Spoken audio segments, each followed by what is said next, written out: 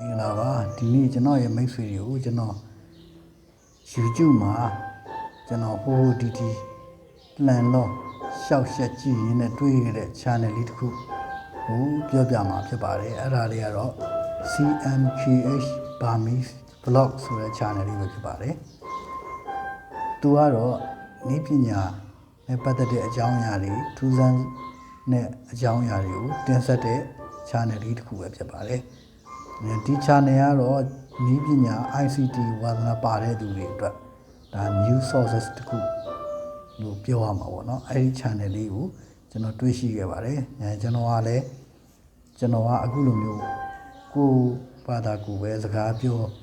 ကိုပြောချင်တာပြောကိုတင်းချင်တာတင်းနေတဲ့လူမဟုတ်ဘူးပေါ့ဗျာအဓိကကတော့သူများဒီပြိသက်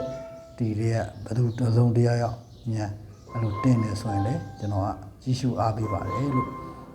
TikTokမှာလည်းဘုသူဒ္ဓရှိတဲ့ဘုသူဒ္ဓဖြစ်စေမဲ့အကြောင်းအရာတွေကိုတင်ဆက်တဲ့social content creator ပေါ့နော် social media content creator တွေလည်းကျွန်တော်အများကြီးတွေ့ရပါတယ်အဲ့ဒီ channel တွေလည်းကျေကိုကောင်းပါတယ်လို့အဲ့ဒါကြိုက်ပါတယ်ကျွန်တော်ကတော့အများကြီးမတန်ဆွမ်းတဲ့သူတယောက်ဖြစ်တဲ့အတွက်ဗီဒီယိုတင်တဲ့အခါမှာအားနည်းချက်လေးတွေရှိနိုင်ပါတယ်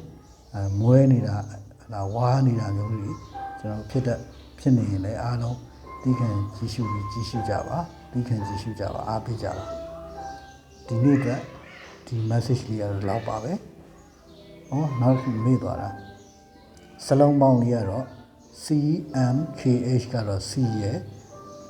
နှစ်ခုံး M KH ပြီးရင် Burmese BURMESE ပြီးရင် VLOG CMKH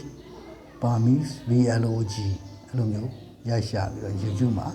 ကြည့်ရှုနိုင်ပါတယ်အားလုံး